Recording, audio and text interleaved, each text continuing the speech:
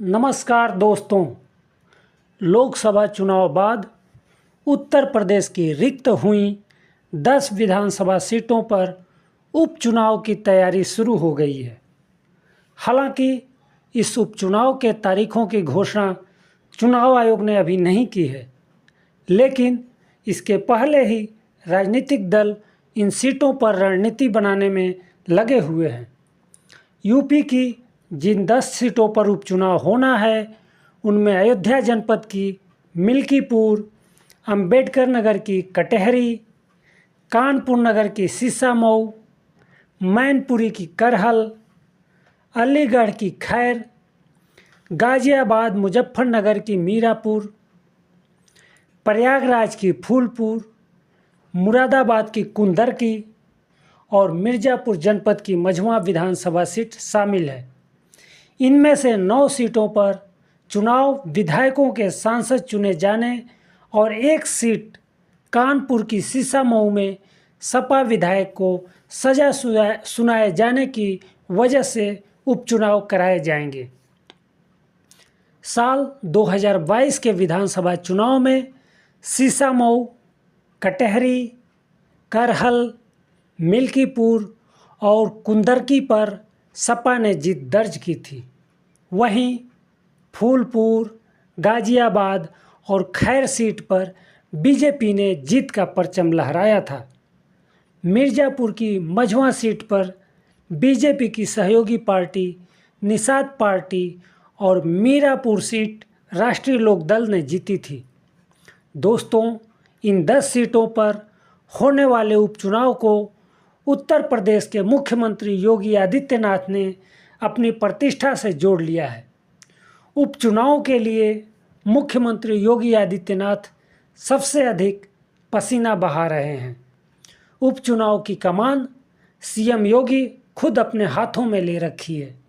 वह इन सभी सीटों का दौरा कर चुके हैं और अब तक वह इन सीटों पर 5,000 करोड़ रुपए से अधिक की परियोजनाओं का शिलान्यास और लोकार्पण कर चुके हैं।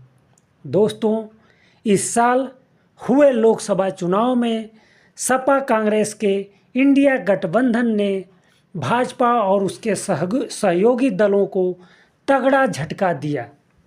इंडिया गठबंधन ने प्रदेश की 80 में से 43 सीटों पर जीत का परचम लहराया।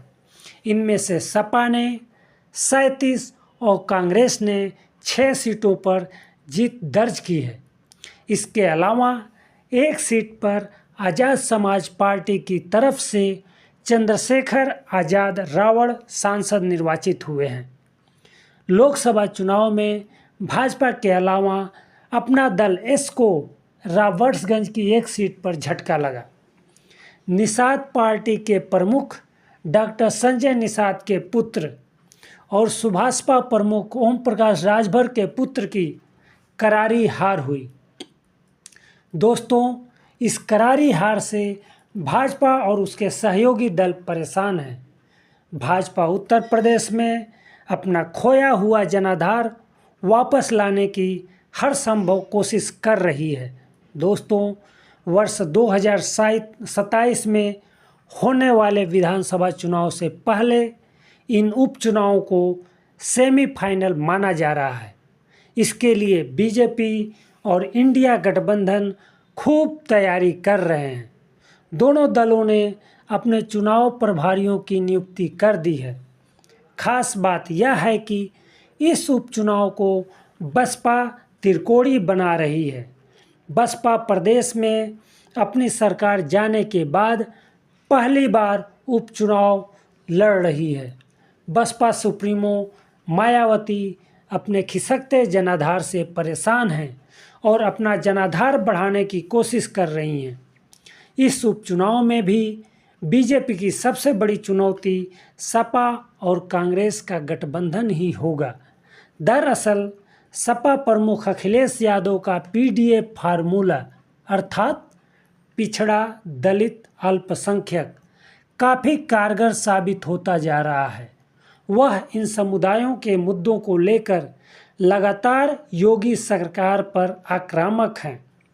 हाल ही में मंगेश यादव की पुलिस मुठभेड़ में हुई मौत पर जिस तरह से सपा प्रमुख अखिलेश यादव मुखर हुए हैं और बुलडोजर को लेकर उनकी सीएम योगी आदित्यनाथ से जुबानी जंग हुई, वह इसी पीडीए को और मजबूत बनाने की कोशिश थी। दूसरी तरफ मुख्यमंत्री योगी आदित्यनाथ ने अब तक अयोध्या की मिल्कीपुर और अंबेडकर नगर की कटेहरी विधानसभा क्षेत्र का 3-4 बार और खैर, करहल, सीसामऊ, फूलपुर, मीरापुर और कुंदरकी का एक बार दौरा कर चुके हैं। हालांकि अभी तक सीएम योगी गाजियाबाद और मझवा में नहीं गए हैं। दोस्तों, सीएम योगी ने उपचुनाव वाले इन जिलों का दौरा कर यहाँ पर उन्होंने 5,000 करोड़ की विकास परियोजनाओं का लोकार्पण और शिलान्यास किया है। दोस्तों, योगी आदित्यनाथ ने इन 10 सीटों पर कमल खिलाने के लिए 30 मंत्रियों की विशेष टीम बनाई है। वो इस टीम से हर हफ्ते फीडबैक लेते हैं। मुख्यमंत्री योगी आदित्यनाथ राष्ट्रवाद और हिंदुत्व के सहारे अखिलेश यादव पर हमला कर रहे हैं और समाजवादी पार्टी को गुंडों की पार्टी बताने में कोई कोर कसर नहीं छोड़ रहे हैं। बीजेपी यह उपचुनाव राष्ट्रवाद, रोजगार और विकास के मुद्दे पर लड़ने वाली है। इसके अलावा युवाओं को साधने के लिए यूपी सरकार लगातार नियुक्ति प्रमाण पत्र बांट रही है। सरकार ने 10 में से 8 क्षेत्रों में अब तक 22,000 से अधिक युवाओं को नियुक्ति पत्र बांट चुकी है। इसके अलावा पहली बार वोट देने वाले छात्रों को लुभाने के लिए टैबलेट और स्मार्टफोन भी दिए जा रहे हैं। आज बस इतना ही। आप देखते रहिए UP80। धन्यवाद।